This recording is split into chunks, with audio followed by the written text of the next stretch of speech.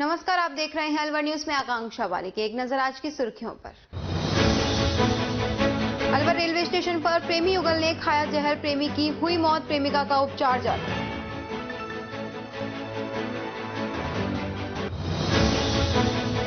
कांग्रेस प्रदेशाध्यक्ष डोटासरा पहुंचे अलवर, कांग्रेसी कार्यकर्ताओं से सुनी समस्याएं।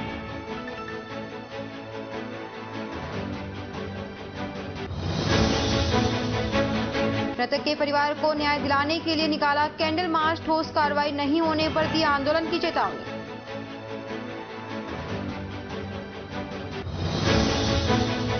राजगढ़ पुलिस ने कंटेनर से बियर की पेटियां की जब्त, कंटेनर ड्राइवर को किया गिरफ्तार।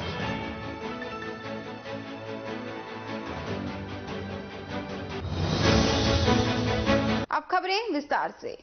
भिवाड़ी में गुंडागर्दी इन दिनों चरम पर है। अगर कोई अपने सामान का पैसा मांगे तो उसकी पिटाई कर दी जाती है। आज भिवाड़ी के फूलबाग थाना अंतर्गत दो मामले सामने आए हैं, जहां कुछ लोगों ने एक टेम्पो ड्राइवर की बेरहमी से पिटाई कर दी। दूसरा मामला भी इसी थाने का है, जहां एक चाय की दुकान चलाने वाले ने जब सिगरेट के पैसे मांगे तो अज्ञात लोगों ने उसकी भी लात घूंसों से पिटाई कर दी। टेम्पो ड्राइवर शहजाद ने बताया कि वो अपना टेम्पो लेकर जा रहा था। रास्ते में दो युवक रोड पर खड़े हुए थे। जब उसने रोड से हटने के लिए बोला तो इन दोनों ने उसकी पिटाई कर दी। पिटाई में शहजाद को गंभीर चोट आई है। वहीं दूसरे पीड़ित रोहतास ने बताया कि उसकी अलवर बाईपास के पास चाय की दुकान है। बीती रात करीब 9 बजे एक बाइक पर 3 लोग आए और सिगरेट ली। जब उसने सिगरेट के पैसे मांगे तो दबंगों ने उसकी भी पिटाई कर दी। भिवाड़ी में कुछ इन दिनों से इस तरह के मामले आने से दुकानदारों में भय का माहौल है। मेरे साथ में जब अपने घर पे जा रहा था, सामने से 2 बंदे आए। वो मेरे को मैंने ऑटो रोक लिया तुरंत। उनको आगे खड़े हो गए थे तो मैं सोचा कभी चढ़ जाए इनके ऊपर, तो मैंने रोक लिया। मेरे साइड में आके बोले तो आदमी मारेगा। मैंने किया, मैं आदमी मारता तो मैं रोकता ही क्यों, चढ़ा देता सीधा। मैंने आपको देख के तो रोका था। तो तू मतलब दादा है ज़्यादा, मुझे बोले। मैं कि भाई दादा होता तो यार मैं। कितने लोगों ने मारपीट करी तुम्हारे साथ? 2 लोग ने। किस बात को लेके? साइड को लेके? हाँ जी, किस बात को लेकर साइड को लेके मारपीट हुई है क्या? हाँ, मेरे को ऑटो में से खींच लिया था, तुरंत बाहर पकड़ के। कहाँ के रहने वाले हो? खोरी के सर। खोरी के? तुम क्या करते हो? ऑटो चलाते हैं सर। टेम्पो चलाते हो? हाँ जी। ओके, रिपोर्ट दे दी आपने थाने हाँ में? जी, बिल्कुल। उनको जानते हो जिन्होंने मारपीट करी है? जी जानते नहीं, लेकिन उनकी जान पहचान निकाल ली हमने। निकाल लिए? हाँ जी। कहाँ के रहने वाले हो? ये घटाल के। घटाल की? हाँ जी। मैं रोहतास हूँ जी। मेरी चाय की दुकान है जी। रात को 9:15 बजे 2-3 आदमी बंदे आए थे। ठीक है, मेरी सिगरेट मांगी, मैंने सिगरेट दी, वो लेके चल दिए। मैंने पैसे मांगे, पैसे मांगने के बावजूद उन्होंने भाई कुछ कहा सुनी तो हो गई थी। उन्होंने मारा, जैसे लात मारी मैं तो शटर पर लगी, शटर पर लगते ही लगी। फिर उन्होंने 3-4 लात और मारी है, मार के चले गए। सिगरेट के पैसे मांगने पे आपकी पिटाई करती है? हाँ। कितने लोग थे वो? 3 बंदे थे। अच्छा, तो फिर क्या आपकी चोट कितनी लगी? आपके कोई टाके टूके आए हैं आपके? 2 टाके आए हुए। 2 टाके आए हैं। राजगढ़ कस्बे में गुरुवार को विभिन्न सामाजिक, धार्मिक, सांस्कृतिक स्वयंसेवक संगठनों के तत्वाधान में गौ माता को राष्ट्रमाता घोषित करने की मांग की। इस अवसर पर गौ भक्त धर्म प्रेमी लोगों ने महंत प्रकाश दास महाराज के नेतृत्व में पंडित भवानी साय चौक से एकत्रित होकर शहर के मुख्य मार्ग से जुलूस निकाला और नारेबाजी की। गौ माता की मौजूदा समय में सरकार द्वारा संरक्षण नहीं करने और गौकशी करने वाले अपराधियों को सजा नहीं देने पर उनके हौसले बुलंद होने की बात दोहराई। जुलूस शहर के प्रमुख मार्गों से होता हुआ तहसील परिसर पहुंचा। वहां राष्ट्रपति राज्यपाल के नाम उपखंड अधिकारी कार्यालय में ज्ञापन सौंपा। भक्तों को संबोधित करते हुए प्रकाश दास ने कहा कि केंद्र सरकार गौ माता को राष्ट्र माता घोषित करे, गौ माता के लिए गौशालाओं को विशेष अनुदान बजट बनाए, गौकशी और गौ माता पर अपराध करने वालों को कड़ी सजा का प्रावधान लाए। इस अवसर पर महंत प्रकाश दास महाराज, भाजपा नेता बन्ना राम मीणा, राहुल, प्रीति विजय, एडवोकेट भूपेंद्र शर्मा, देवेंद्र, शिवदास महाराज, गुड्डू महाराज सहित सैकड़ों गौ भक्त मौजूद रहे। करने वाले लोगों के को फांसी की सजा हो। गौ माता का दूध को अमृत के समान दूध होता है, उसकी रेटें भैंस के और अन्य दूधों की तुलना में रेटें अधिक रखी जाए। गौ माता को राष्ट्रीय माता घोषित किया जाए और गौ माता के को जो गो तस्करी करने वाले लोग हैं, दूधों की तुलना में रेटें अधिक रखी जाए। गौ माता को राष्ट्रीय माता घोषित किया जाए और गौ माता के को जो गो तस्करी करने वाले लोग हैं, उनके खिलाफ कठोर कार्रवाई की जाए। गौ माता में 33 करोड़ देवी देवताओं का वास होता है। गौ माता जिस तरह से चारे के लिए और दर दर भटक रही है, गौ माताएं रो रही हैं और सरकारें सो रही हैं, इसके खिलाफ आज हमारे गोभक्त और गोपालकों ने राजगढ़ में एकत्रित होकर माननीय एसडीएम साहब के माध्यम से राज्यपाल जी को ज्ञापन देना चाह रहे हैं कि गौ माता देश के सनातन धर्म की 33 करोड़ देवी देवताओं की माता है। हर देवता का उसके अंदर वास होता है। 33 करोड़ देवी देवता का वास करने वाली गौ माता को अगर हिंदू धर्म में तवज्जो नहीं दी गई तो गौ माता को धीरे धीरे बहुत तकलीफें बढ़ती जा रही है। इसलिए उनका संवर्धन करने के लिए आज सभी गोपाल और गोभक्तों ने इकट्ठे होकर महाराज राज्यपाल को ज्ञापन सौंपा है एसडीएम के माध्यम से कि गौ माता को राष्ट्रीय माता घोषित किया जाए। अगर इस तरह से आज पूरे राजस्थान में गो संवर्धन के लिए आंदोलन किए जा रहे हैं, जयपुर में भी बड़ा आंदोलन है, जल्द इन पे सरकार द्वारा कार्रवाई और ध्यान नहीं दिया गया तो एक उग्र आंदोलन किया जाएगा और हमारे अधिकारों के लिए, गौ माता के संरक्षण के लिए हम सब लोग मिलकर गोभक्त और गोसेवक लड़ेंगे। गोविंदगढ़ कस्बे में पिनच वाले चमत्कारी हनुमान मंदिर पर 2 बीघा 17 बिस्वा जमीन पर भूमाफियाओं की ओर से रात में अवैध रूप से 4 दीवारी कर करोड़ों रुपए की जमीन पर तहसील प्रशासन के सहयोग से रजिस्ट्री करवाकर जमीन पर जेसीबी चलाकर समतल कर उस जमीन पर कमरे का निर्माण कर लिया। दान में जमीन देने वाले लोगों ने इसका पुरजोर विरोध किया और रामबाग सहित अन्य गांव में आसपास के लोगों ने भूमाफियाओं के खिलाफ लामबंद होकर हजारों की संख्या में रामबाग से पैदल चलकर गोविंदगढ़ के बाजारों से होते हुए तहसील परिसर में उपखंड अधिकारी हेमराज गुर्जर को ज्ञापन दिया। भाजपा नेता सुखवंत सिंह ने उपखंड अधिकारी से लोगों की जनभावना को देखते हुए निर्माण कार्य को तुरंत प्रभाव से बंद करवाने का आग्रह किया। उपखंड अधिकारी ने उच्च अधिकारियों से वार्ता कर ज्ञापन देने वाले प्रतिनिधि मंडल से भी वार्ता की। अंत में तहसीलदार ने कार्यस्थल पर जाकर अग्रिम आदेश तक दूसरे पक्ष को निर्माण कार्य रुकवाने के आदेश दिए। कार्य रुकवाने पर ग्रामीणों तथा प्रतिनिधि मंडल ने प्रशासन का आभार व्यक्त किया। बाजारों में इन भूमाफियाओं की ओर से जबरन हथियारों के बल पर बाहर से गुंडे बुलवाकर अराजकता फैलाने को लेकर कस्बे में रोष व्याप्त है। मंदिर के आसपास रहने वाले लोगों ने बताया कि रात्रि में गुंडेनुमा लोगों ने मोहल्ले वासियों के जीना दुभर कर रखा है। गुंडे किस्म के लोग पूरी रात शराब पीकर हथियार लहराते हैं। पिछले 3 दिनों से इन लोगों ने पूरे मोहल्ले में आतंक मचा रखा है। इस संबंध में पुलिस प्रशासन को भी जानकारी दी गई है। गलत खातेदारी हो गई है। परिवार ने इसका गलत पहचान कर दिया। देव माफियाओं द्वारा अतिक्रमण किया जा रहा है, इसलिए पूरी बस्ती माता रामबाग गोविंदगढ़ आसपास क्षेत्र के पास ज्ञापन देने आए कि इस काम को तुरंत रुकवाया जाए। नहीं कोई भी बड़ा आंदोलन हो सकता है। बाजार पूरी तरह लोग सहमत हैं बंद कराने के लिए। मेरा प्रशासन से यही कहना है, आग्रह है और चेतावनी भी है कि इस काम को तुरंत रुकवाएं, नहीं तो पूरा बाजार उठ के खड़ा हो गया तो आपके हाथ पैर फूल जाएंगे, फिर किसी के बस का नहीं रहेगा। ये आपकी जिम्मेदारी होगी, लॉ एंड ऑर्डर की संभालना आपकी जिम्मेदारी है। सर, जिस तरीके से सुनने में आ रहा है कि हथियार लेकर लोग घूम रहे हैं, ये कहाँ तक सही है? ये काफी लोगों से जानकारी आई जो पड़ोस में रह रहे हैं, वहाँ इस तरह का बाहर के लोग आके हथियार लहरा रहे हैं। ये बहुत ही शर्मनाक है और प्रशासन की कमजोरी है। मैं डीएसपी साहब से बात करूंगा, एसडीएम साहब से हमने कहा है उस चीज को रोका जाए। अब क्या निर्णय होगा जो पंचायत यहाँ जुट गई? जैसे जनता चाहेगी वैसे निर्णय करेंगे। सब हम लोग जनता के साथ, जनता जनार्दन है। भामाशाह डॉक्टर अमरनाथ गुप्ता के जन्मदिन को जन कल्याण दिवस के रूप में मनाया गया। भामाशाह डॉक्टर अमरनाथ गुप्ता के परिवार की ओर से जन्मदिन पर आयोजित जन कल्याण दिवस समारोह में लाइफलाइन अस्पताल में रोगियों को फलाहार ग्रहण करवाने के साथ जरूरतमंद रोगियों का निःशुल्क उपचार किया गया। डॉक्टर गुप्ता के सचिव फतेह मोहम्मद ने बताया कि डॉक्टर शैलेंद्र गुप्ता व डॉक्टर गिरीश गुप्ता द्वारा 3 वाटर कूलर व 1 आरओ लगवाने की घोषणा की, जिसमें 1 वाटर कूलर व आरओ जामा मस्जिद ठेकड़ा में और 1 वाटर कूलर जटियान रोड व मातौर रोड पर लगाए जाएंगे। इसके अलावा रोटी बैंक के माध्यम से साधुओं व जरूरतमंद लोगों को भोजन व श्रद्धा संस्था द्वारा गौशाला में सहयोग राशि भेंट की गई। गौरतलब है कि डॉक्टर अमरनाथ गुप्ता ने जीवन पर्यंत जरूरतमंद छात्र छात्राओं, विद्यालयों, गौशालाओं व दीनहीन लोगों की तन्मयता पूर्वक मदद व सेवा की। उनके बाद उनका परिवार भी डॉक्टर अमरनाथ गुप्ता के पद चिन्हों पर चलते हुए जन कल्याण के कामों को जारी रखे हुए है। प्रारंभ में डॉक्टर गुप्ता के चित्र के सम्मुख पुष्पांजलि अर्पित कर नमन किया गया।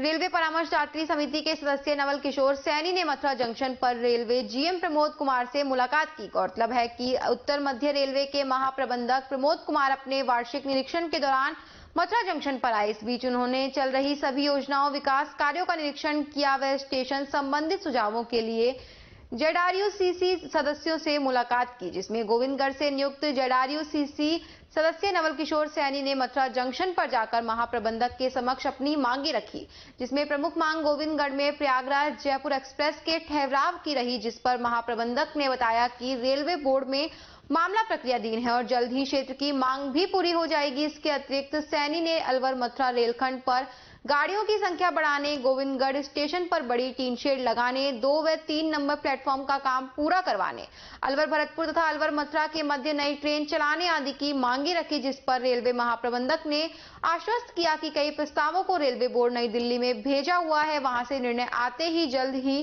क्षेत्र को बड़ी सौगातें मिलेगी। इस दौरान महाप्रबंधक प्रमोद कुमार अधिकारी, रेलवे, जेडआरयूसीसी सदस्य नवल किशोर सैनी, डीएल शाह और अन्य गणमान्य लोग उपस्थित रहे।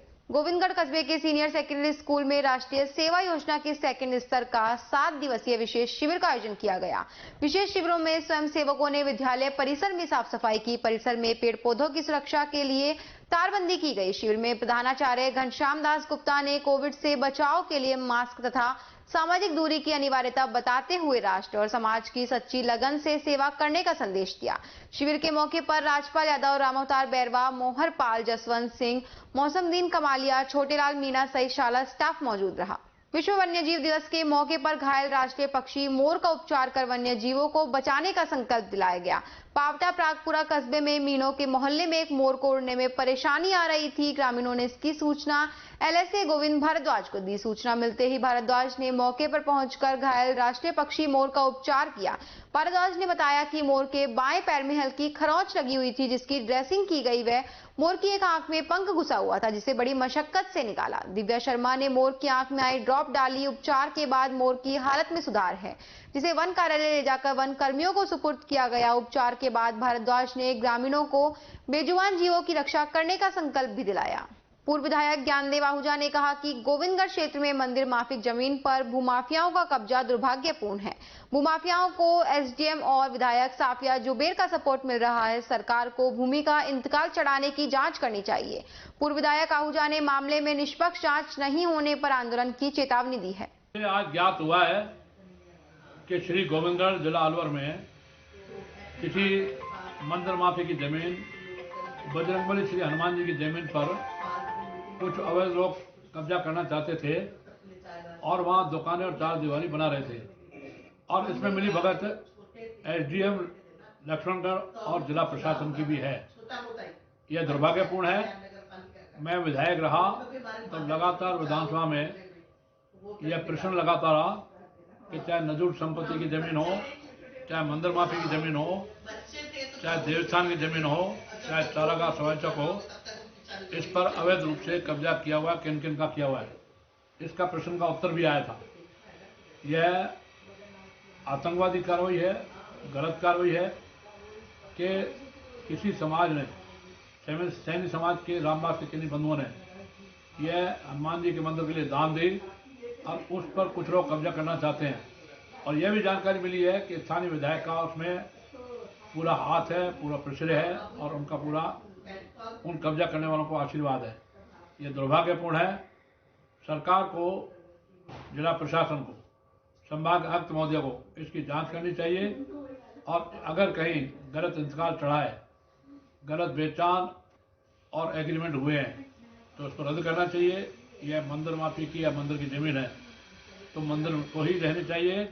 और इसके अलावा अगर मंदिर की बजाय कोई और कब्जा करना चाहेगा तो अभी तो वहाँ जनता ने आंदोलन किया है। मैं आज बहुत व्यस्त रहा, मंदिर और गुरुद्वारों पे कई कार्यक्रम थे अलवर में, इस कारण से गोविंदगढ़ नहीं जा पाया, लेकिन मैं जाऊंगा तो हजारों जनता को लेके और बड़ा आंदोलन करेंगे। और इस पर मंदिर माफी की जमीन हो या हनुमान जी की मंदिर की जमीन है, दानदाताओं ने जो दी है उन दानदाताओं को धन्यवाद। इस पर कब्जा नहीं करने देंगे। यह श्री गोविंदगढ़ की जनता को ज्ञात रहे।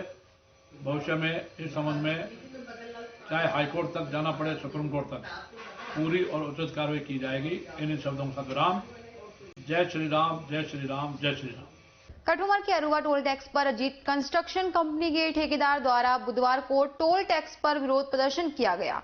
ठेकेदार ने जानकारी दी कि Brajgopal construction company state highway 22 पर पहाड़ी से खेड़ली के रोड निर्माण व टोल निर्माण का कार्य कर रही है, जिसमें सीकरी अरुआ टोल पर बिल्डिंग निर्माण, ड्रेन निर्माण, पीक्यूसी निर्माण का ठेका अजीत कंस्ट्रक्शन कंपनी कर रही है। वहीं अजीत कंस्ट्रक्शन कंपनी के ठेकेदार अजीत सिंह ने ब्रजगोपाल कंस्ट्रक्शन कंपनी पर लगभग 18 लाख रुपए की बकाया राशि के लिए अरुआ टोल स्थित बिल्डिंग पर तालाबंदी करवाई, एक जेसीबी को अपने कब्जे में लेकर तथा पैसा नहीं मिलने तक टोल टैक्स पर खड़ा कर लिया है। ठेकेदार ने बताया कि ब्रजगोपाल कंपनी पिछले कई महीनों से बकाया राशि का भुगतान करने के लिए टाल रही है।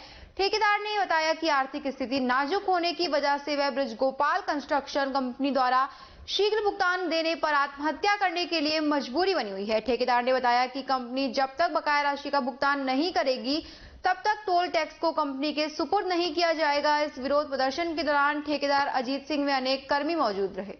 मैं अजीत कॉन्ट्रैक्टर ब्रजगोपाल कंपनी में काम करता हूं और मैं 2018 से ब्रजगोपाल कंपनी में काम कर रहा हूं और इससे मैंने यहाँ का अरुआ टोल की बिल्डिंग का विद मटेरियल मेरे को काम दिया गया था यहाँ का, जिससे रहते हुए मेरा पेमेंट है जो इन पर बाकी है उसको ये 8-9 महीने से मुझे पागल बना रहे हैं।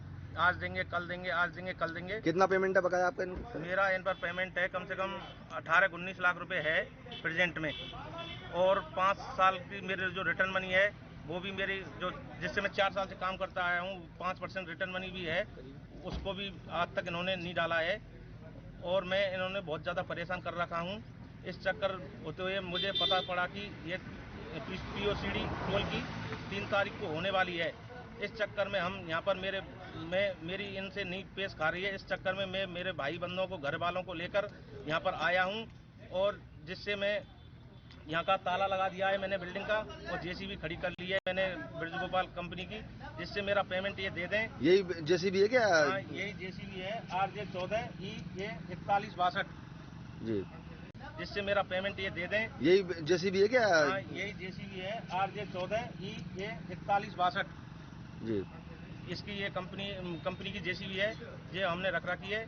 इसको हम उनके लिए वापस दे देंगे, सबको हैंडओवर कर देंगे। ये हमारा यदि पूरा पैसा डाल दें हमारे लिए, ये हमारी हाथ जोड़ के विनती है और ये मैं इतना मजबूर कर दिया हूँ उन्होंने कि मैं आत्महत्या कर सकता हूँ। विधानसभा में शहर विधायक संजय शर्मा ने गत बजट सत्रों में अलवर शहर विधानसभा क्षेत्र के लिए की गई योजनाओं के क्रियान्वित नहीं होने पर राज्य सरकार को घेरते हुए अलवर शहर के लिए अति आवश्यक मांगों को विधानसभा में पुरजोर तरीके से उठाया। राजस्थान स्मार्ट सिटी योजना के घोषणा करते हुए जिस प्रकार से आपने अलवर शहर को शामिल किया है और साथ ही साथ अलवर शहर में जो पार्किंग की बहुत बड़ी परेशानी थी उसको लेकर के कंपनी बाग में मन्नी के बड़ के पास बेसमेंट पार्किंग की घोषणा की है। साथ ही साथ सामान्य चिकित्सालय अलवर में 100 बेड और बढ़ाने की जो माननीय मुख्यमंत्री जी ने घोषणा की है उसके लिए मैं आपके माध्यम से माननीय मुख्यमंत्री जी को धन्यवाद देना चाहूंगा। लेकिन सभापति महोदय, धन्यवाद तो मैं दे रहा हूं, लेकिन जब पिछले बजटों की स्थिति में देखता हूं, चाहे वो 2019-20, क्योंकि अलवर शहर में पेयजल की बहुत बड़ी समस्या है और 19-20 में माननीय मुख्यमंत्री महोदय द्वारा चंबल अलवर पेयजल परियोजना के तहत, जिसमें अलवर, भरतपुर और धौलपुर जिले के 14 कस्बे व गांवों को शामिल किया गया था, उसको लेकर के 4,718 करोड़ की योजना पेयजल आपूर्ति परियोजना की घोषणा की गई थी। माननीय सभापति महोदय, वर्ष 2021-22 में माननीय मुख्यमंत्री महोदय द्वारा इसी सदन में अलवर शहर को शामिल करते हुए इसरदा बांध परियोजना की घोषणा की गई थी, जिसमें अलवर शहर की लगभग 5 विधानसभाओं को पेयजल व्यवस्था से जोड़ने के लिए नई परियोजना की घोषणा की गई थी। माननीय सभापति महोदय, वर्ष 2022-23 में माननीय मुख्यमंत्री महोदय द्वारा पूर्वी राजस्थान नहर परियोजना के तहत पूर्वी राजस्थान नहर परियोजना निगम बनाने की घोषणा भी की है, लेकिन ये कोई भी योजना चाहे 19-20 की हो चाहे 20-21 की हो, वो धरातल पर कहीं भी दिखाई नहीं दे रही हैं। मेरा आपके माध्यम से माननीय मुख्यमंत्री महोदय से आग्रह है कि वर्ष 2021-22 में जो आपने प्रत्येक विधानसभा क्षेत्र में 10 बोरिंग और 40 हैंडपंप की घोषणा की थी, संभवतः 22-23 में आप भूल गए। तो जब आप बजट के इस अभिभाषण पर जो बहस हो रही है उसका जवाब देंगे तो उसमें उसको जोड़ने की कृपा करें। माननीय सभापति महोदय, माननीय मुख्यमंत्री महोदय ने 2019-20 में प्रत्येक विधानसभा क्षेत्र में, प्रत्येक मोहल्ले में जनता क्लिनिक बनाने की घोषणा की थी। लेकिन आज राजस्थान की जनता वो जनता क्लिनिक को ढूंढने का काम कर रही है। साथ ही साथ यदि मैं अलवर जिले की बात करूं तो 2016 में माननीय वसुंधरा राजे जी की सरकार में मेडिकल कॉलेज के लिए जमीन का आवंटन कर दिया गया था, लेकिन किन्हीं कारण से वो मेडिकल कॉलेज अमली जामा नहीं पहन पाया। 2019-20 में माननीय मुख्यमंत्री जी ने इसी सदन में मेडिकल कॉलेज बनाने की घोषणा की थी। साथ ही साथ 2021 में केंद्र सरकार का 60% और राज्य सरकार का 40% इस मेडिकल कॉलेज में लगेगा और केंद्र सरकार द्वारा 347 करोड़ भी राजस्थान सरकार को स्वीकृत कर दिया गया था। लेकिन दुर्भाग्य का विषय माननीय सभापति महोदय, वो मेडिकल कॉलेज की शिलान्यास भूमि पूजन अभी तक कुछ नहीं हुआ है, वो भी केवल घोषणाओं के अंदर, कागजों के अंदर ही सीमित है। माननीय सभापति महोदय, वर्ष 2021-22 में माननीय मुख्यमंत्री महोदय ने इसी सदन में घोषणा की थी कि प्रत्येक विधानसभा क्षेत्र में माननीय विधायक की अनुशंसा पर सीएससी को मॉडल सीएससी बनाई जाएगी। मॉडल सीएससी बनाने के आदेश तो जारी हो गए, लेकिन जो सुविधाएं मॉडल सीएससी में मिलनी चाहिए वो एक भी सुविधाएं आज तक उस मॉडल सीएससी के अंदर नहीं है। माननीय सभापति महोदय, वर्ष 2019-20 में माननीय मुख्यमंत्री महोदय द्वारा इसी सदन के अंदर प्रत्येक ग्राम पंचायत पर विकास पथ बनाने की घोषणा की गई थी। अलवर शहर विधानसभा क्षेत्र में मात्र 3 ग्राम पंचायत है, एक विकास पथ बन चुका है, 2 के प्रस्ताव ले लिए, लेकिन उनके क्षेत्र में रहने वाले ग्रामवासी आज उस विकास पथ को ढूंढ रहे हैं।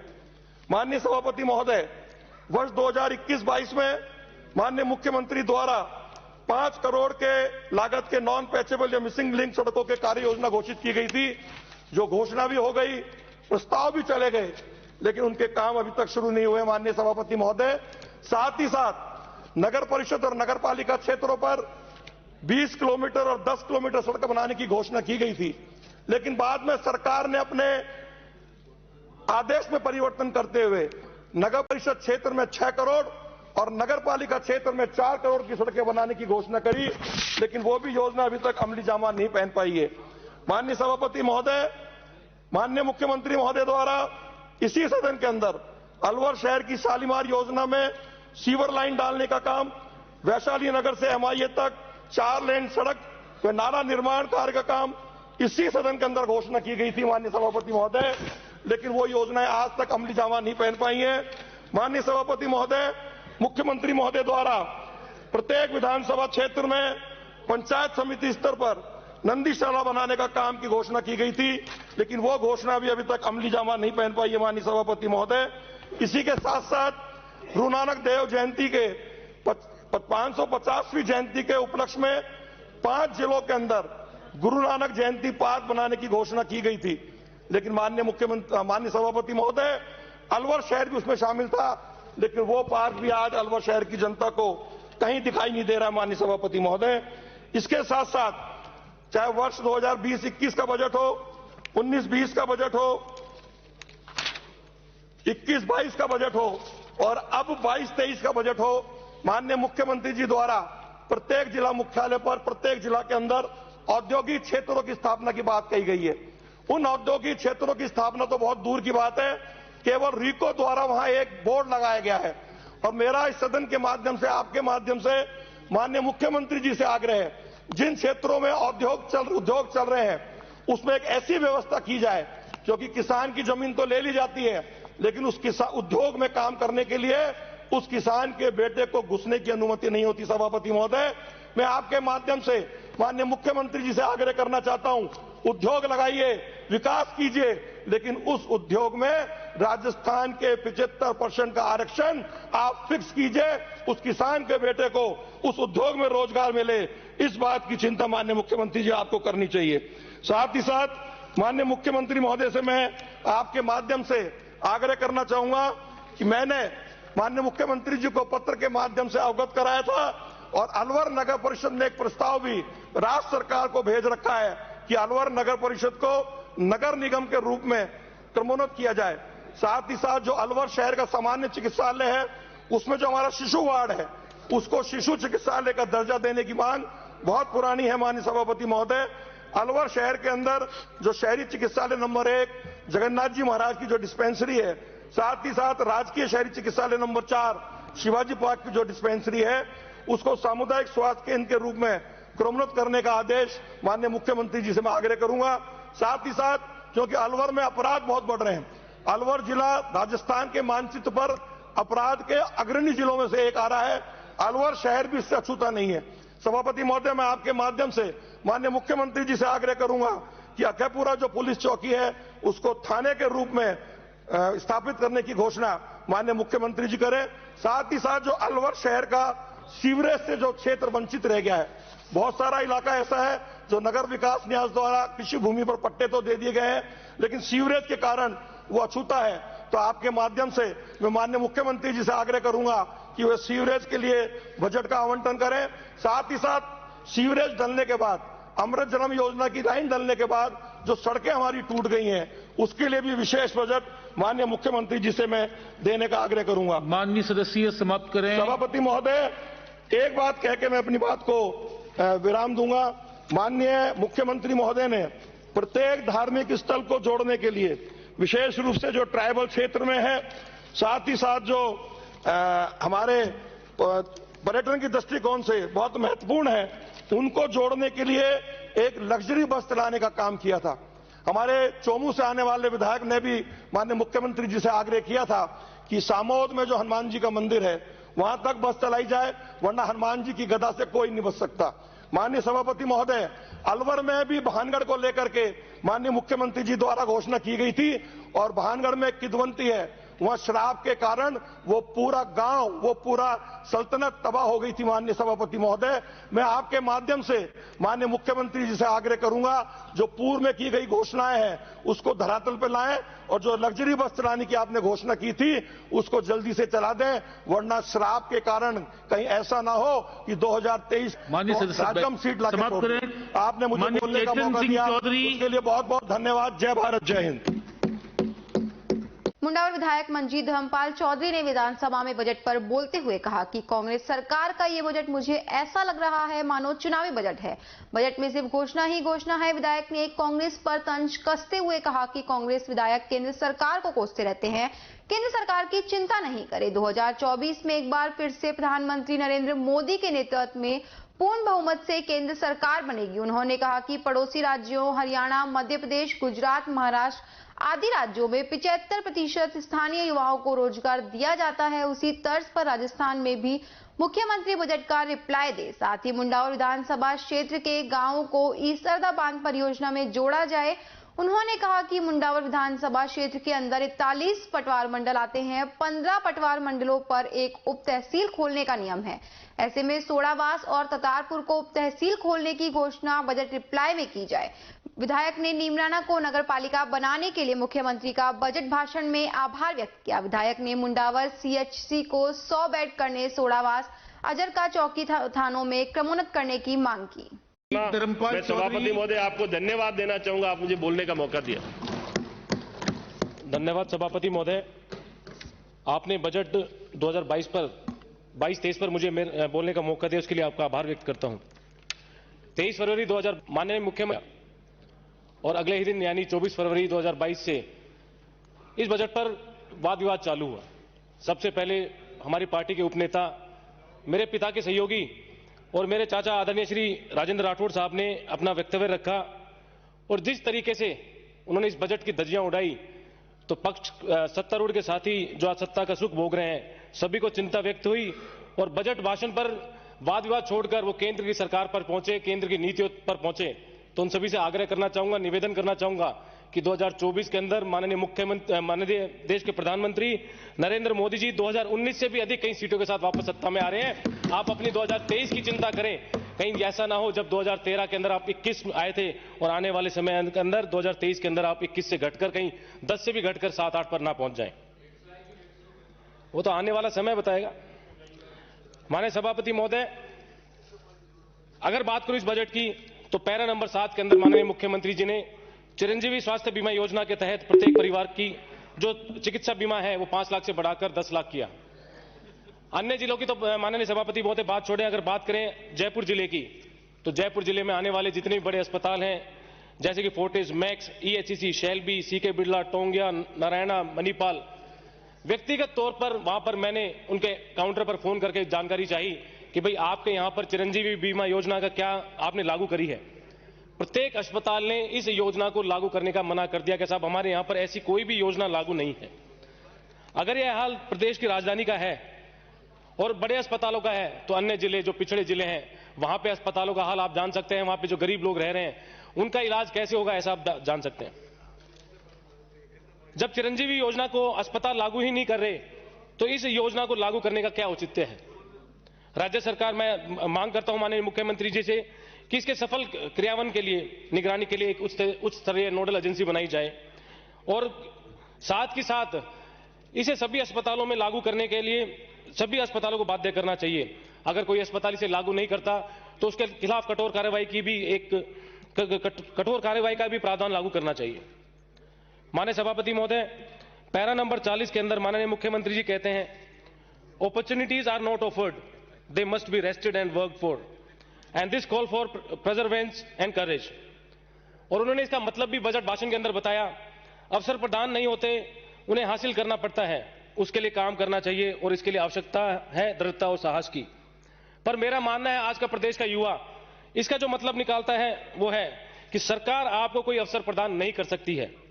युवाओं को इसके लिए इसको हासिल करने के लिए अपना रास्ता खुद खोजना पड़ेगा। और हम सब जानते हैं प्रदेश का युवा सड़कों के ऊपर है। जितनी भी सरकारी भर्तियां हैं सब में कोई ना कोई पेपर आउट हुआ है या अन्य कोई अनियमितताएं पाई गई हैं। उसके लिए युवा रोड पर संघर्ष कर रहा है। और तो और अगर देश की बात करें तो राजस्थान ऐसा प्रदेश है, देश का ऐसा प्रदेश है जहां पे हर दूसरा ग्रेजुएट व्यक्ति बेरोजगार है और राजस्थान इसके अंदर प्रदेश के अंदर पहले स्थान पर आया है। यह हाल राजस्थान प्रदेश सरकार का है। इसके लिए माननीय मुख्यमंत्री जी से निवेदन करना चाहूंगा और मैंने पहले भी कहा था, राजस्थान के लगते हुए राज्यों के अंदर वहां पे जो उद्योग स्थापित हैं, जैसे राजस्थान के अंदर जो उद्योग स्थापित है वहां पे युवाओं को रोजगार के लिए 75% तक प्रावधान किए गए हैं। तो आपके माध्यम से सरकार से निवेदन करना चाहूंगा कि जब मुख्यमंत्री जी बजट का रिप्लाई दें तो उसके लिए जरूर युवाओं के लिए स्थानीय उद्योगों के अंदर 75 नहीं तो कम से कम 50% एक फाउंडेशन वो तय करें जिससे कि यहाँ पे स्थानीय युवा को वहां पर रोजगार मिल सके और वो आराम से अपनी जिंदगी यहाँ पर बसर कर सके।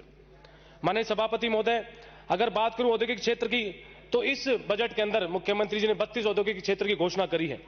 तो मैं आपके माध्यम से सरकार से निवेदन करना चाहूंगा, मेरे यहाँ पे 2 गांव हैं, रायपुर और रानोट। अभी कुछ दिन पूर्व ही केंद्र सरकार के द्वारा जो भारतमाला प्रोजेक्ट के तहत दिल्ली मुंबई कॉरिडोर जो बन रहा है और भारतमाला प्रोजेक्ट के तहत ही जयपुर से पनियाला मोड़ होकर चंडीगढ़ को जो रोड जा रहा है उसको जोड़ने के लिए एक रोड की घोषणा की गई है और जल्दी उस पर काम चालू हो जाएगा। ये दोनों गांव उसी के ऊपर पड़ते हैं, उसी लिंक रोड पर पड़ते हैं। तो मैं आपके माध्यम से सरकार से निवेदन करना चाहूंगा, जो आपने 32 उद्योगिक क्षेत्र की घोषणा करी है, आप जब बजट के ऊपर अपना रिप्लाई दें तो रायपुर रानौट में करीब 50 हेक्टेयर भूमि सरकार की है वहां पर, तो आपको आपत्ति की आवश्यकता भी नहीं होगी, तो आप वहां पर एक औद्योगिक क्षेत्र की घोषणा जरूर करें। माननीय सभापति महोदय, सरकार ने पैरा 87 और 88 के अंदर कुल 60 परियोजनाओं के लिए करीब 24,000 करोड़ की कार्य प्रारंभ करने की बात कही है।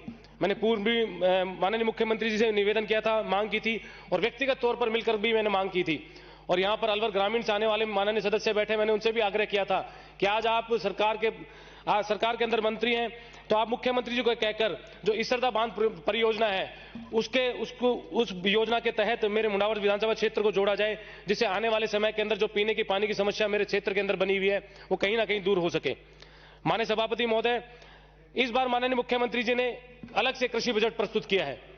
कृषि बजट पर तब चर्चा करूं जब आज उन्होंने एक वादा किया था कि हम 6 घंटे 3 फेज बिजली किसानों को देंगे। आज 6 घंटे तो बहुत दूर की बात है, 3 से 4 घंटे भी बिजली लगातार उनको नहीं मिल पा रही है। समय समय पर ट्रांसफार्मर नहीं मिल पा रहे हैं, जिसकी वजह से अब जैसे कि एग्जाम आने वाले हैं तो किसान का बच्चा वहां पर परेशान है, वो समय पर पढ़ नहीं पाता है।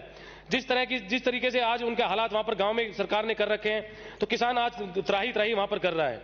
माननीय सभापति महोदय, पैरा नंबर 119 के अंदर माननीय मुख्यमंत्री जी ने 15 उप तहसीलों की घोषणा करी। मेरे विधानसभा क्षेत्र मुंडावर के अंदर मुंडावर तहसील के नीचे 41 पटवार मंडल आते हैं और एक उप तहसील बनाने के लिए 15 पटवार मंडलों की आवश्यकता होती है। तो मैं आपके माध्यम से सरकार से निवेदन करना चाहूंगा कि मेरे यहां पर सोडावास और 2 ततारपुर 2 बड़े कस्बे हैं, उनको भी उप तहसील किया जाना चाहिए। मुख्यमंत्री जी ने मेरे विधानसभा क्षेत्र नीमराना को नगर पालिका बनाने की घोषणा की, उसके लिए उनका धन्यवाद करता हूं और साथ ही मांग भी करता हूं, नीमराना से अलग 2 बड़े कस्बे मुंडावर और शाहजहांपुर मेरे ही विधानसभा क्षेत्र में आते हैं। तो आपके माध्यम से सरकार से निवेदन करना चाहूंगा कि जब बजट का वो रिप्लाई करें तो शाहजहांपुर और मुंडावर को भी नगर पालिका बनाने की वो घोषणा करें। माननीय सभापति महोदय, सरकार सड़कों को राज्य के आधारभूत संरचना और विकास में विशेष योगदान के बताती है। अगर बात करूं मेरे विधानसभा क्षेत्र की, तो जब 48 बंद था, मेरे यहाँ की करीब उसके लगती हुई आसपास की सारी सड़कें टूट गई हैं। तो मैं आपके माध्यम से सरकार से आग्रह करना चाहूंगा, जब सड़क ही राज्य का आधारभूत संरचना है, तो मेरे यहाँ पर जो सड़कें लगती हैं, जैसे कि शाहजहांपुर से दादिया की ओर 200 फुट से कुतुना काकर होते हुए हरियाणा बॉर्डर की ओर, नेशनल हाईवे 48 से सकतपुरा मानकर रामसिंहपुरा होते हुए हरियाणा बॉर्डर, शाहजहांपुर दादिया रोड से गादली की ढाणी होते हुए मानका तक, माजरी से सिलारपुर नागोड़ी गिरौट होते हुए 200 फुट तक, नेशनल हाईवे 48 से जुनाचा कुछ सिरियानी होते हुए 200 फीट तक, नीमराना जैपनीज जोन से जाट बेरोड शाहजहांपुर रोड तक, नेशनल हाईवे 48 से शाहजहांपुर श्याम मंदिर तक। ये सभी सड़कें ऐसी हैं जो आवागमन के लिए बहुत ज्यादा आवश्यक हैं और बहुत सारी सड़कें इनमें ऐसी हैं जो हरियाणा बॉर्डर को जोड़ती हैं। तो आपके माध्यम से सरकार से निवेदन करना चाहूंगा कि जब आप इसका बजट के अंदर रिप्लाई करें तो कम से कम एक अलग प्रावधान बनाकर, जो हाईवे बंद होने की वजह से सड़कें टूटी, उनका एक अलग से प्रावधान बनाकर आप इन्हें जोड़ने का काम जरूर करें। माननीय सभापति महोदय, सरकार ने इस बजट के अंदर कहा कि करीब हमने 1 लाख तो सरकारी नौकरियां बढ़ते समय में हो जाए, भर्तियों की बात रखी और उन्होंने कहा कि जिस तरीके से special integration unit for crime against women का उन्होंने संरचना करी, इसी आधार पर एंटी करप्शन सेल, जो कि एंटी चिटिंग सेल, जो कि चिटिंग की रोकथाम करेगा, उसके लिए उन्होंने गठन की बात कही है। तो मैं आपके माध्यम से आग्रह करना चाहूंगा कि जब ये यूनिट फॉर विमेन बनाया, उनके ऊपर अत्याचार के लिए एक यूनिट बनाई, उसके वजह से आज अत्याचार, उसके गठन के बाद आज महिलाओं के ऊपर अत्याचार लगातार प्रदेश के अंदर बढ़ रहे हैं। तो ऐसे एंटी चिटिंग सेल का क्या फायदा, जो एसओजी के अधीन आएगा वो सरकार को जाकर क्वेश्चन नहीं कर सकती। तो इसके लिए मैं आपके माध्यम से 1-2 पंक्ति कहना चाहूंगा सरकार के लिए कि परीक्षा आप बंद करो, सीधे एक भर्ती काउंटर खोल दो, इस हाथ दे उस हाथ ले, लीक वीक का भी झंझट खत्म हो जाए, जिससे आज प्रदेश का युवा सरकार पर संघर्ष ना करे। कम से कम एक रास्ता तो उसे मिल जाएगा कि साहब इतना पैसा लगेगा और भर्ती मिल जाएगी, तो उस पैसे का जुगाड़ कर वो तथाकथित व्यक्ति को दे देगा और आने वाले समय में नौकरी भी उसको मिल पाएगी। माननीय सदस्य, आपने मुझे बोलने का मौका दिया, उसके लिए आपका बहुत बहुत आभार व्यक्त करता हूं। जय हिंद, जय भारत। माननीय मनोज। चिकित्सा विभाग द्वारा श्रेवन दिवस मनाया गया। इस मौके पर विभिन्न कार्यक्रम होंगे। राजीव गांधी राजकीय सामान्य अस्पताल की नाक कान गला रोग विभाग अध्यक्ष डॉक्टर अनीता माथुर ने बताया कि नवजात शिशुओं की ओई मशीन से की जाएगी, जिससे बहरापन या ऊंचा सुनने की जानकारी जन्म के तुरंत बाद में ही पता चल सके। 5 वर्ष से कम उम्र के मूक बधिर बच्चों को क्लियर इम्प्लांट के लिए भेजा जाता है। अन्य व्यक्तियों में सुनने की जांच ऑडियोमीटर मशीन से की जाती है। उन्होंने बताया कि बहरेपन से बचने के लिए तेज आवाज से दूर रहें, ईयरफोन इस्तेमाल करने से बचें और कान में नुकीली चीज नहीं डालें। श्रवण दिवस के उपलक्ष्य में आज हम राजकीय चिकित्सालय में कुछ प्रोग्राम आयोजित कर रहे हैं। उसके अंतर्गत आज की थीम जो है वो ये है, to hear for life, listen with care. इस वर्ष की जो थीम है श्रवण दिवस की वो ये है। यहाँ जो हमारे चिकित्सालय में नवजात और शिशु और जो छोटे बच्चे होते हैं उनकी स्क्रीनिंग करते हैं हम इस ओए मशीन के द्वारा। तो इसके द्वारा ये मालूम पड़ जाता है कि छोटे बच्चे में सुनने में कमी है या उसकी सुनने की शक्ति बिल्कुल ही कम है, तो तुरंत उस पर हम कार्रवाई कर सकते हैं। अगर ऐसा लगता है कि बच्चा बिल्कुल मूक बधिर है तो उसको आगे रेफर करके कॉक्लियर इम्प्लांट की तैयारी की जा सकती है। जो बुजुर्ग लोग होते हैं उनकी ऑडियोमेट्री मशीन है, उसके द्वारा हम जांच करते हैं और उनकी सुनने की शक्ति पता करते हैं। आज मैडम क्या किया गया है आज श्रवण दिवस के मौके पर? आज श्रवण दिवस पे यही सब किया जा रहा है। छोटे बच्चों की ओए मशीन से स्क्रीनिंग की गई है, बुजुर्गों की ऑडियोमीटर से जांच की गई है और जिनके पर्दे फटे हुए होते हैं उनकी भी सुनने की जांच हुई है और जिनको बोलने में दिक्कत आती है उनको स्पीच थेरेपी दी गई है। ये सब आज हमने किया। क्या सावधानी है मैडम इसमें? बहरापन रोकने के लिए सबसे पहले तो नॉइज पोल्यूशन से बचना चाहिए, तेज आवाजों से, जैसे डीजे की आवाज है, तेज हॉर्न की आवाज है, या फिर लंबे समय तक ईयरफोन इस्तेमाल नहीं करने चाहिए। कोई भी नुकीली चीज कान में डाल के सफाई करने की कोशिश नहीं करनी चाहिए और बिना चिकित्सक से पूछे कोई दवाई ऐसे नहीं डालनी चाहिए। ये सब हम सलाह देते हैं। शहर के देवी जी की गली स्थित राजकीय बालिका उच्च माध्यमिक विद्यालय में 7 दिवसीय एनएसएस शिविर का आयोजन शुरू हो गया है। बीकानेर विश्वविद्यालय आदेश अनुसार यह शिविर 2 मार्च से शुरू होकर 8 मार्च तक चलेगा। शिविर में छात्राओं को सार्वजनिक स्थानों की साफ सफाई व रखरखाव कराया जाएगा। धर्मस्थल, पर्यटन स्थल और स्वावलंबन बनने का प्रशिक्षण दिया जाएगा। यहाँ पर एनएसएस का विशेष शिविर चल रहा है जो 7 दिन का लगता है। बीकानेर विद्यालय के आदेशानुसार ये कल यानी 2 मार्च 2022 से शुरू हुआ है और 8 मार्च 2022 तक चलेगा। क्या क्या गतिविधियाँ कराई जाएंगी? ये जो 7 दिवसीय शिविर होता है इसमें हमें कोई ना कोई थीम लेनी होती है। तो हमने जो थीम ली है वो स्वच्छता एवं स्वास्थ्य और ऐतिहासिक धरोहरों का संरक्षण, ये थीम ली है। इस थीम के तहत अभी हमने कल विद्यालय की कमरों की सफाई की थी, आज विद्यालय के प्रांगण की और विद्यालय की छतों की सफाई हो रही है।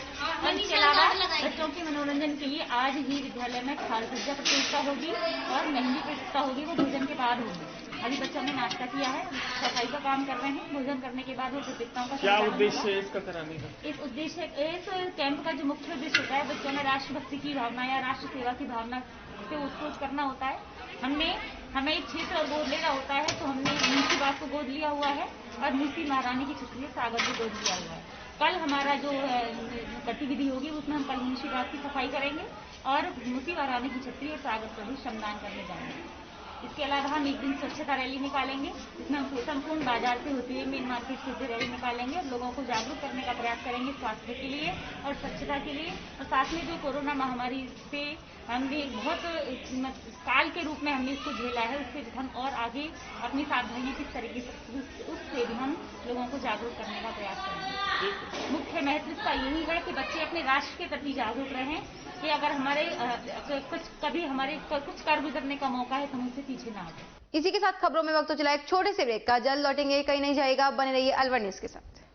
अलवर वासियों के दिल में अपनी अलग पहचान बना चुके त्रिहान ग्रुप खास आपके लिए लेकर आए हैं नगर विकास न्यास अलवर द्वारा अनुमोदित अलवर की बेहतरीन अफोर्डेबल आवासीय योजना, जिसमें आपके लिए उपलब्ध है सुरक्षित जीवन शैली, वो भी सिर्फ नाम मात्र की कीमतों में। कोई भी मन बनाने से पहले साइट विजिट जरूर करें, क्योंकि फ्लैट की कीमत है सिर्फ 5,15,000 रुपए से शुरू। अलवर भिवाड़ी मेगा हाईवे पर स्थित ये टाउनशिप आपके लिए पूरी तरह से सेफ है, जहां आपको मिलेंगी चौड़ी सड़कें, हरे भरे गार्डन, मंदिर और गुरुद्वारा। तो जल्दी कीजिए, सेफ फ्लैट्स उपलब्ध।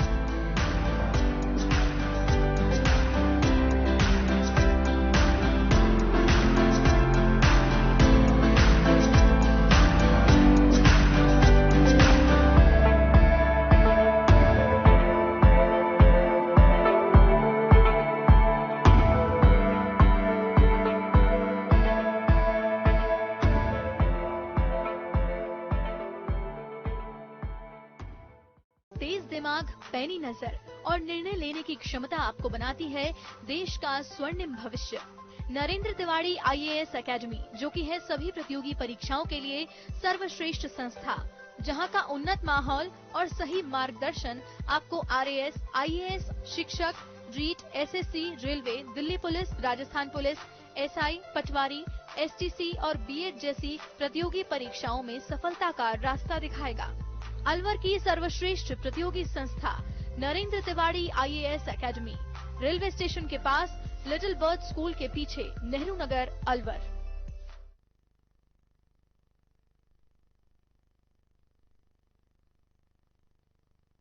ब्रेक के बाद एक बार फिर से आपका स्वागत है। बढ़ते हैं अगली खबर की ओर। भाजपा किसान मोर्चा अलवर दक्षिण की बैठक जिला कार्यालय में जिला अध्यक्ष गोवर्धन सिंह सिसोदिया की अध्यक्षता में हुई। बैठक में जिला पदाधिकारी, जिला कार्य समिति सदस्य व मंडल अध्यक्ष उपस्थित रहे। अध्यक्ष गोवर्धन सिंह सिसोदिया ने बताया कि बैठक में अलवर जिले में 6 और 7 मार्च को होने वाली प्रदेश कार्यकारिणी की बैठक की तैयारी को लेकर रूपरेखा तय करने सहित संगठन को मजबूत करने, मंडल कार्यकारिणी संपूर्ण करने पर चर्चा हुई। आज भारतीय जनता पार्टी किसान मोर्चा अलवर दक्षिण की जिला पदाधिकारी और मंडल अध्यक्षों की बैठक रखी। आज की बैठक में एक तो मुख्य बात यह है कि 6 और 7 तारीख को हमारे प्रदेश की कार्य समिति बैठक अलवर जिले में भिवाड़ी में होने जा रही है। उसकी तैयारियों के उसमें एक जो मंडल अध्यक्ष जो हमारे बने हैं उसकी मंडल की कार्यकारिणी का विस्तार जो हो रहा है, उस मंडल कार्यकारिणी का विस्तार का आज हम जो तैयार है उनको आज कर रहे हैं, कल कर रहे हैं, ऐसे करके हम पूरी कंप्लीट करेंगे। एक संगठन को आगे हम जमीनी स्तर पर कैसे सक्रिय रखें और कैसे चलना है, उसके लिए हमारी रणनीति पदाधिकारियों के साथ बनाई जा रही है। और हम भगवान से चाह रहे हैं और हम खुद अपने आप में भी वो कह रहे हैं कि भाई हम हमेशा ग्राउंड पे काम करने वाले, ग्राउंड पे काम करेंगे। भारतीय जनता पार्टी का हरावल दस्ता के रूप में किसान मोर्चा अलवर जिले में हर जगह नजर आएगा। जय हिंद। अभी गहलोत सरकार द्वारा जो बजट घोषणा की गई थी, इसमें किसानों को कितना लाभ हुआ और कितनी हानि? देखो, गहलोत साहब के बजट में एक दिन पहले ऐसा माहौल बनाया कि किसानों के लिए ये ला रहे हैं, वो ला रहे हैं। आप पूरे बजट के पन्नों को पढ़ के देखोगे तो एक भी लाइन किसानों के लिए नहीं है। जिस प्रकार ने केंद्र सरकार, मोदी सरकार, भारत सरकार ने किसानों को एक सम्मान निधि देके गरीब का उत्थान कैसे हो सकता है और साल में उसको 6,000 रुपए किस प्रकार से उसका सम्मान किया जा रहा है, इससे बड़ी कोई योजना नहीं हो सकती। कृषि बजट जो पहले कांग्रेस की होती थी वो 22 लाख रुपए करोड़ की थी, आज 132 लाख रुपए, 5 गुना जो किसानों का जो बजट है उसको 5 गुना कर दिया मोदी सरकार ने। किसानों के लिए तो मोदी सरकार इतनी तत्पर है कि किसानों का भला कैसे हो सके, किसान कैसे उठे ऊपर और किसानों का भला, गरीब का, निर्धन का भला कैसे हो सके, मोदी इसी नीति पे काम कर रहे हैं। और मोदी जी की नीति सक्सेस होगी। ये प्रदेश वाले झूठे वादा करते हैं 10 तारीख 1, 2, 3, 4, 5 राहुल ने गिनती करा मालाखेड़ा में, वो गिनती भूल गए और जनता इनको भूलते जा रही है। और आगे वाले आने वाले चुनाव में देखना हम 100% बीजेपी की सरकार बनेगी और इन जो किसानों के साथ दगा किया ये लोग बुरे मुंह परस्त होंगे। क्या नाम है सर आपका? गोवर्धन सिंह सिसोदिया, जिलाध्यक्ष भाजपा किसान मोर्चा अलवर दक्षिण। रैनी उपखंड क्षेत्र के खुर्द गांव के रामकिशन मीना की नेपाल में हत्या कर दी गई, लेकिन भारत सरकार की तरफ से पीड़ित परिवार को न्याय के लिए कोई ठोस कदम नहीं उठाया गया है। रैनी के जागरूक युवाओं ने बालिका विद्यालय रैनी से कैंडल मार्च निकाला। मार्च रैनी के मेन बाजार से होते हुए नसिया तिराहे पर पहुंचा, जिसमें पीड़ित परिवार भी शामिल रहे। युवाओं ने सरकार से पीड़ित परिवार को न्याय की गुहार लगाई। ठोस कदम नहीं उठाने पर सड़कों पर उतरने की चेतावनी दी। खाद्य सामग्री विक्रेताओं के लाइसेंस बनाने के लिए चिकित्सा व स्वास्थ्य विभाग द्वारा रामगढ़ के साईंदास मंदिर में शिविर लगाया गया। सरकार द्वारा रसद सामग्री बेचने वाले दुकानदारों के लिए लाइसेंस अनिवार्य किया हुआ है। उसके बावजूद भी दुकानदार खाद्य लाइसेंस और रजिस्ट्रेशन कराने से बचने की कोशिश करते हैं, जिसके तहत चिकित्सा व स्वास्थ्य विभाग द्वारा कार्यवाही करते हुए दुकानदारों पर पेनल्टी लगाई गई है। फूड इंस्पेक्टर हारून खान ने बताया कि रामगढ़ में चिकित्सा व स्वास्थ्य विभाग अलवर की तरफ से शिविर लगा दुकानदारों के रजिस्ट्रेशन व लाइसेंस जारी किए जा रहे हैं। अधिकतर दुकानदार बिना लाइसेंस के खाद्य सामग्री बेच रहे हैं। इसके लिए दुकानदारों को जागरूक किया था कि लाइसेंस बनवाए। शिविर में काफी संख्या में लोग लाइसेंस बनवा रहे हैं। फूड इंस्पेक्टर हारून खान और पुणे इंस्पेक्टर कासम खान द्वारा दुकानदारों के अनुज्ञा पत्र और रजिस्ट्रेशन प्रमाण पत्र बनाए गए।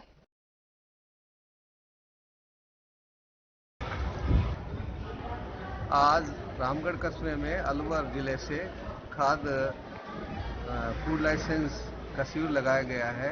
ये शिविर फूड कमिश्नर के निर्देशों में लगाया गया है। यहाँ पर देखा गया है कि कुछ लोगों ने लाइसेंस नहीं ले रखे हैं, तो पहले उनको जागरूक किया गया था और आज हमने यहाँ लाइसेंस लगाया, सबको बुलाया गया है। सबका लाइसेंस और रजिस्ट्रेशन मौके पर कर रहे हैं और मौके पे ही जारी करेंगे। जितने हो पाएंगे, बाकी हो जाएंगे जिनके डॉक्यूमेंट लेकर उनको अगले दिन जारी कर देंगे। जो व्यक्ति आज भी लाइसेंस नहीं बनवाएगा तो फिर हम औचक निरीक्षण करेंगे और जिन दुकानों पर लाइसेंस और रजिस्ट्रेशन नहीं मिलेगा उनके खिलाफ FSS एक्ट की धाराओं में चालान करेंगे और उनको। अलवर रेलवे स्टेशन पर प्रेमी युगल द्वारा विषाक्त पदार्थ का सेवन करने के बाद GRP थाना पुलिस ने दोनों को उपचार के लिए सामान्य चिकित्सालय में भर्ती कराया, जहां युवक की मौत हो गई जबकि युवती का सामान्य चिकित्सालय में उपचार चल रहा है। GRP थाना पुलिस द्वारा गुरुवार को मृतक युवक का पोस्टमार्टम कराकर शव परिजनों को सौंप दिया। थाना प्रभारी लक्ष्मण सिंह ने बताया कि प्रयागराज एक्सप्रेस ट्रेन से प्रेमी युगल अलवर आए टीसी ऑफिस के बाहर दोनों ने विषाक्त धात का सेवन कर लिया, जिनको सामान्य चिकित्सालय में भर्ती कराया, जहां युवक अरविंद कोहली की उपचार के दौरान मौत हो गई और युवती काजल जायसवाल का सामान्य चिकित्सालय में उपचार चल रहा है। परिजन आने के पश्चात सामान्य चिकित्सालय में पोस्टमार्टम करवाकर शव परिजनों को सौंप दिया है। मृतक के पिता से मिली जानकारी के अनुसार दोनों युवक युवती कक्षा 10वीं में एक साथ पढ़ते थे, तभी से दोनों का प्रेम प्रसंग चल रहा था।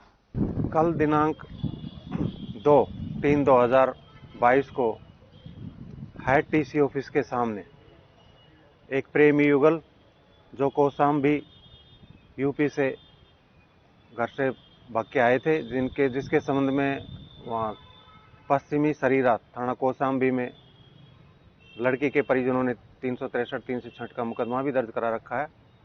ये यहाँ के स्टेशन पे प्रयागराज ट्रेन से आए थे और स्टेशन पे उतर गए और हेड टीसी ऑफिस के सामने इन्होंने एक बोतल में विषाक्त पदार्थ मिला रखा था और दोनों ने पी लिया, जिससे जिनको तुरंत यहाँ जनरल हॉस्पिटल में इलाज हेतु एडमिट कराया गया था, जहां कल इलाज के दौरान करीब 4 बजे अरविंद सनोप श्री प्रसाद, जाति कोरी, उम्र 19 साल, निवासी बरवा, थाना पश्चिम सरीरा, जिला कौशाम्बी, यूपी की मौत हो गई थी।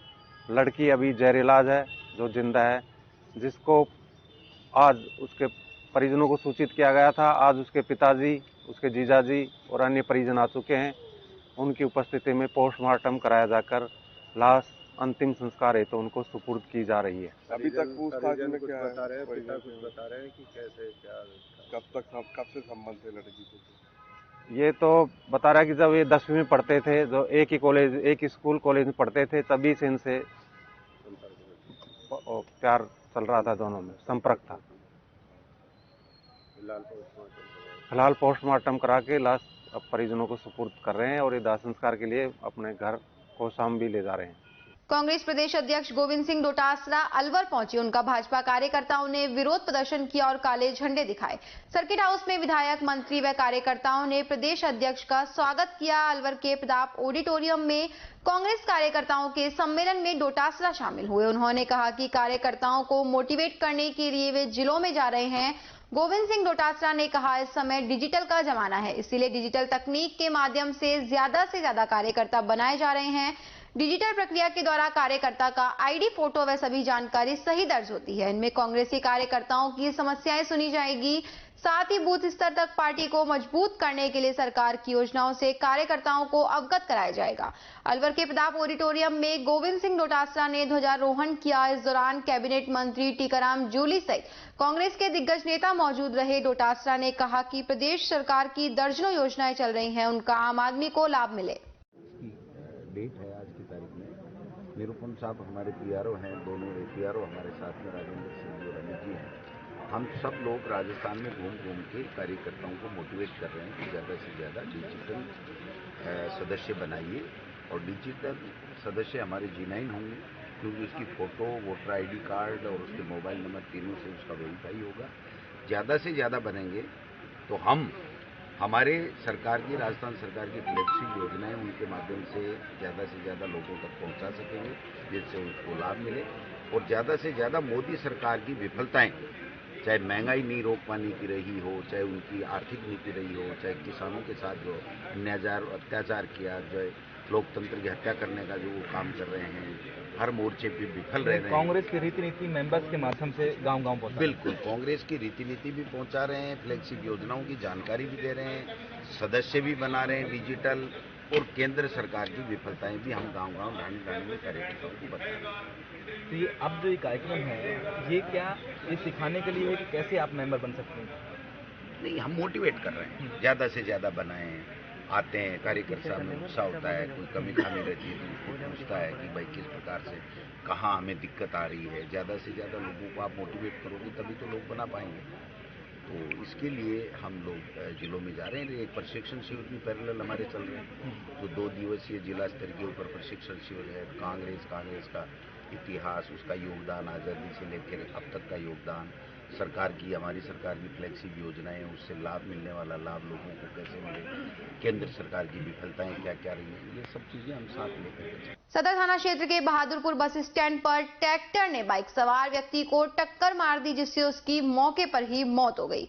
मृतक के परिजनों ने बहादुरपुर बस स्टैंड पर आक्रोशित होकर जाम लगा दिया। उसके बाद पुलिस मौके पर पहुंची और मृतक के परिजनों से समझाइश कर जाम खुलवाया और शव को राजीव गांधी सामान्य अस्पताल की मोर्चरी में रखवाया, जहां पुलिस ने मृतक का पोस्टमार्टम करवाकर शव परिजनों को सौंप दिया है। सदर थाना पुलिस ने बताया कि मृतक राजेश गुजर निवासी घासौली का रहने वाला था और गांव तोड़ली अपने ससुराल पत्नी को छोड़कर वापस बाइक लेकर अपने घर लौट रहा था। तभी बहादुरपुर बस स्टैंड के पास ट्रैक्टर ने उसको टक्कर मार दी, जिससे उसकी मौके पर ही मौत हो गई। कल तारीख 2/3/2022 को समय करीब 3 साढ़े 3 बजे राजेश पुत्र रघुवीर गुजर निवासी घासोली मोटरसाइकिल से बहादुरपुर की तरफ आ रहा था, तो सामने से एक आयशर ट्रैक्टर जो मुंशी गुजर निवासी टोडली का बताया है, उसके चालक ने तेज और लापरवाही चलाकर ट्रैक्टर को टक्कर मारी। राजेश की घटनास्थल पर ही मृत्यु हो गई। क्या कोई अवैध पत्थरों से भरा हुआ था? नहीं, मिट्टी का ट्रैक्टर था, ट्रॉली लगी हुई थी। परिजनों ने क्या जाम वाम भी लगाया था क्या? हाँ, मामूली किया था, लेकिन शांत होने के बाद में शांत मामला हो गया था। कहाँ पर आया था ये जो मृतक है, कहाँ का रहता है? ये बहादुरपुर टोडली में ब्याया है, घासोली का लड़का है। वापस अपने गाँव जा रहा? वापस ससुराल जा रहा था। पोस्टमार्टम कार्रवाई हो रही है, लाश चीर के हम रखवा रखी है। मेट्रोपॉलिटन सिटी की तर्ज पर अलवर शहर के प्रतिभाशाली बालकों के लिए इस वर्ष जूनियर डीपीएस प्ले स्कूल में बेबी शो का आयोजन किया जा रहा है, जिसमें 2 वर्ष से 10 वर्ष के बच्चे भाग ले सकेंगे। कोरोना महामारी के कारण पिछले करीब 2 वर्ष से अलवर शहर में किसी प्रकार का इवेंट छोटे बच्चों के लिए नहीं हुआ है, जिसमें वह अपनी प्रतिभा दिखा सके। इसी को ध्यान में रखते हुए जूनियर डीपीएस प्ले स्कूल ने यह विचार किया है कि कोरोना के कारण जब छोटे बच्चों के स्कूल बंद हो गए और बच्चों ने अपने घरों में 2 साल ऐसे ही निकाले, ऐसे में बच्चों को स्कूल के प्रति जागरूक करने के लिए आयोजन किया जाए, जिससे छोटे बच्चे मौज मस्ती में स्कूल में आए और अपनी गॉड गिफ्टेड प्रतिभा को दिखा सके। बच्चों के साथ उनके माता पिता भी प्रतिभागी के रूप में भाग ले रहे हैं। इवेंट में मुख्य आकर्षण के रूप में फैंसी ड्रेस प्रतियोगिता, ड्राइंग, डांस आदि एक्टिविटीज रहेंगी। 2 से 10 साल तक के बच्चों को 2 ग्रुप में डिवाइड किया है। मार्शल आर्ट्स के क्लास का लाइव डेमो भी होगा, जिसमें सेल्फ डिफेंस को लेकर एक्टिविटी होगी। डेमो से माता पिता को प्रेरित किया जाएगा कि वो शुरुआत से ही अपने बच्चों को सेल्फ डिफेंस सिखाएं। प्रेस वार्ता के दौरान संस्था के निदेशक हरिओम सिंह, वर्ल्ड प्लेयर महागुरु सोमवीर सिंह तंवर, टीकाराम यादव भी मौजूद थे। बेबी शो, जो हमारा बेबी शो है, वो एक ऐसा इवेंट है जिसमें छोटे बच्चे जो है अपना टैलेंट शो करते हैं, और छोटे बच्चे जिनको अपना टैलेंट का भी ज्ञान ही नहीं है, तो वो इस हमारे जो इस इवेंट्स में जो हमने जो भी एक्टिविटीज रखी हैं, इसमें जो भी हमने फन गेम्स रखे हैं और स्किल गेम्स भी रखे हुए हैं इसमें हमने, तो उन एक्टिविटीज को जब वो बच्चे करते हैं तो वो अपना टैलेंट वहाँ पर दिखाते हैं। तो वहाँ पर उनको अपना टैलेंट एक तरीके से उन्हें अपना पता चलता है कि उनमें उनके माइंड में उनका किस तरीके से उनका माइंड जो है डेवलप हो रहा है, और इस एक्टिविटीज को करते करते उनके पेरेंट्स को भी पता चलता है कि उनका जो बच्चा है कि उनका माइंड किस एक्टिविटीज में ज्यादा वर्क कर रहा है। कितने बच्चे भाग लेंगे इस प्रतियोगिता में? एक्चुअली सर हमने इसमें सिर्फ 100 ही हमने इसमें सीट्स अलॉट कर रखी हैं, और जिसमें हमारी जो है 75 सीट्स जो है हमारी फुल हो चुकी हैं। कितनी तारीख को ये प्रोग्राम होगा?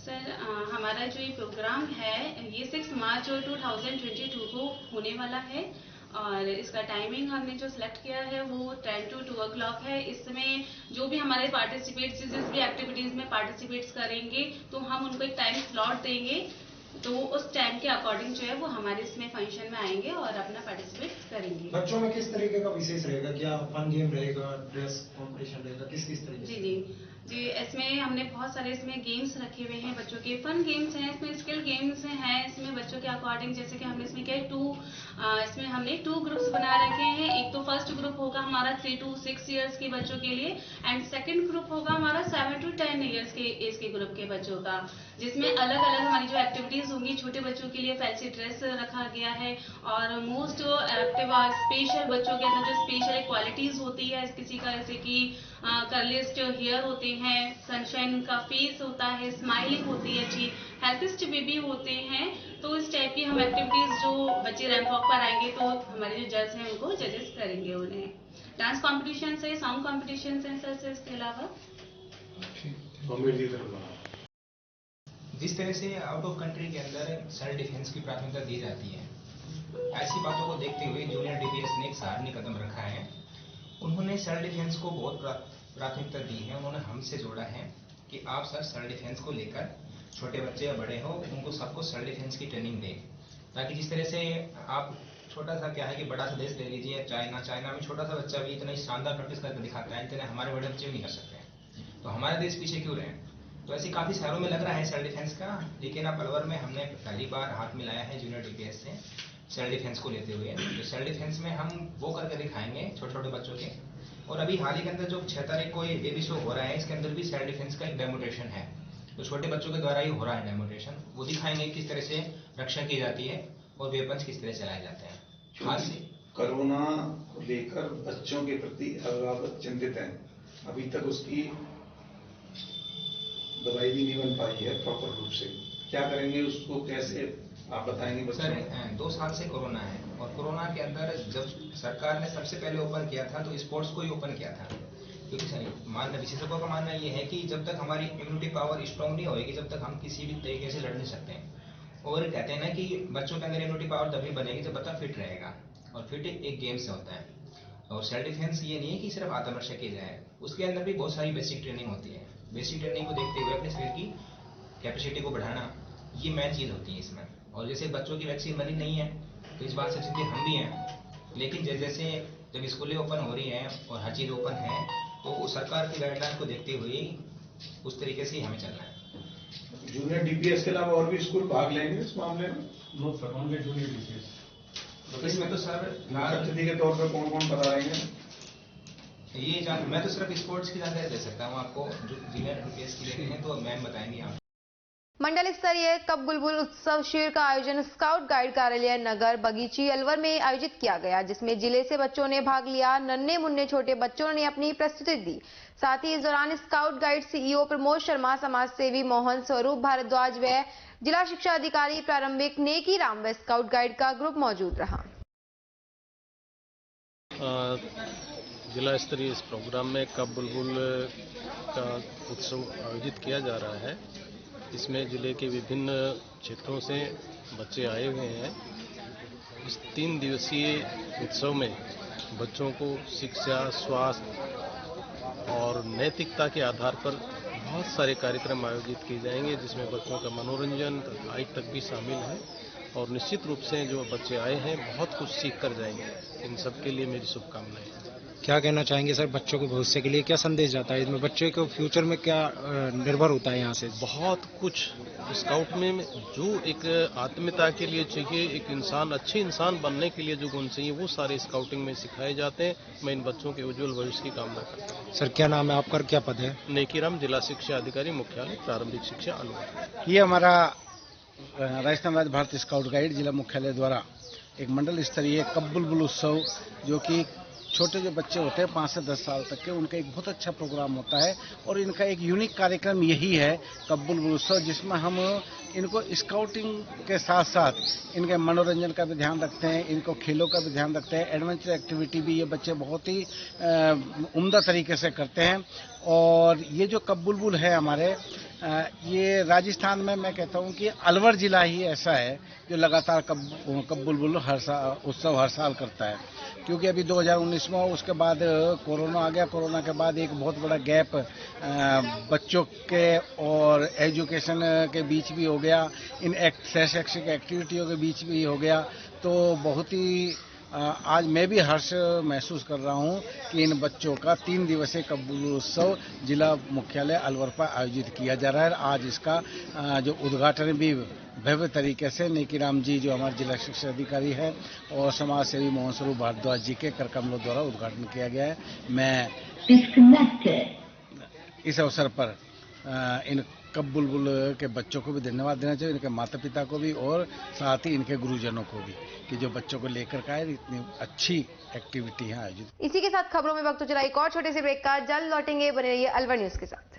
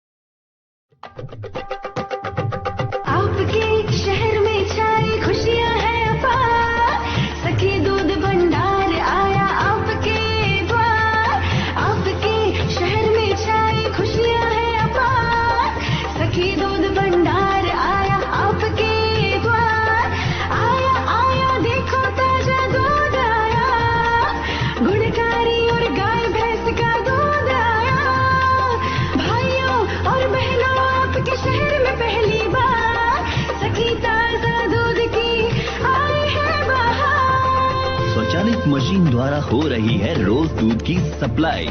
आओ हम सब दूध खरीदें, इसमें कैसी कठिनाई। हर स्तर पर होती गुणवत्ता की जांच, ताकि आपके स्वास्थ्य पर नहीं आए कोई आंच। आया आया देखो ताजा दूध आया, गुणकारी और गाय भैंस का दूध आया। भाइयों और बहनों आपके शहर में पहली बार सखी ताजा दूध की आई है बहार। ऑनलाइन भुगतान की भी है सुविधा, एडवांस बुकिंग में भी जरा नहीं है दुविधा। आपकी सेवा लक्ष्य हमारा, हर घर दूध पहुंचाएं, ये उद्देश्य हमारा। आया आया देखो ताजा दूध आया, गुणकारी और गाय भैंस का दूध आया। आओ हम शहरी महिलाएं कदम उठाएं, ग्रामीण महिलाओं को सशक्त बनाएं।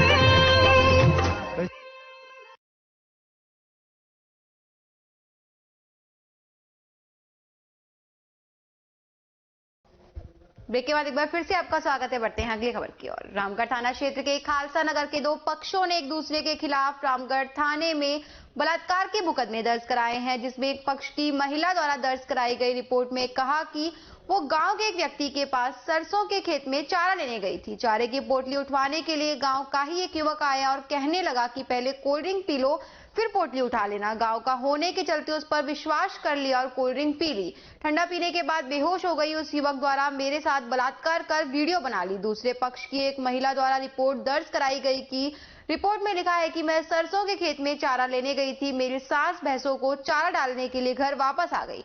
गांव के ही 3 लोगों ने आकर मुझे दबोच लिया और मेरे साथ कट्टे की नोक पर तीनों ने बलात्कार किया।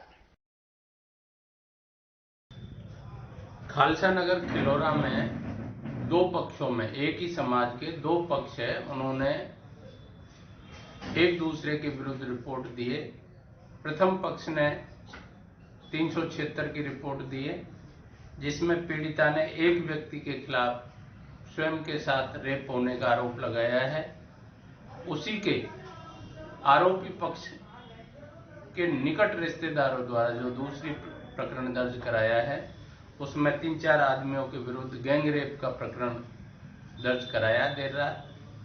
आज सुबह इनका मेडिकल दोनों का हो चुका है और अनुसंधान जारी है। जो सही स्थिति होगी उसका जानकारी करके अग्रिम कार्रवाई की जाएगी। राजगढ़ थाना पुलिस ने अवैध 1495 पेटी बियर व कंटेनर सहित एक को गिरफ्तार किया है। पुलिस के अनुसार सूचना मिली कि एक हरियाणा नंबर कंटेनर जिसमें अवैध शराब भरी हो सकती है वह सिकंदरा से अलवर की तरफ जा रहा है। वह राजगढ़ हाईवे पर होकर निकलेगा। सूचना पर थाने के सामने हाईवे पर नाकाबंदी की, जिस पर सामने से हरियाणा नंबर कंटेनर आता दिखा, जिसको बैरिकेड व जाब्ता की सहायता से रोककर कंटेनर ड्राइवर से कंटेनर में रखी सामग्री के बारे में पूछा। अंग्रेजी शराब बियर के 1500 कार्टून होना बताया। अंग्रेजी शराब को रखकर कागजात के बारे में पूछा तो ड्राइवर ने हड़बड़ाते हुए कागजात पेश किए। पूछताछ करने पर अब्दुल जब्बार पुत्र राजमल खान निवासी गंडूरी नगीना नूह का होना बताया। कंटेनर को चेक किया तो कुल 17,940 बियर की बोतल मिली और 5 कार्टून की बोतल टूटी फूटी मिली। अलवर ब्लड बैंक में Indian red cross society Alwar के सहयोग से ब्लड कैंप का आयोजन किया गया है। अलवर ब्लड बैंक के अध्यक्ष गोविंद भगतानी ने बताया कि ब्लड बैंक के 2 साल पूरे होने के उपलक्ष्य में यह रक्तदान शिविर का आयोजन किया गया। अलवर ब्लड बैंक के अध्यक्ष गोविंद के जन्म दिवस के अवसर पर भी रक्तदान किया जा रहा है। मैं Govind Bhagtani, director Alwar blood bank. हमने आज अलवर ब्लड बैंक को 2 साल कंप्लीट होने की में और मेरा खुद का आज बर्थडे है, उस खुशी में एक ब्लड कैंप का आयोजन किया है, जिसमें हमारा लक्ष्य कम से कम 150 यूनिट का है।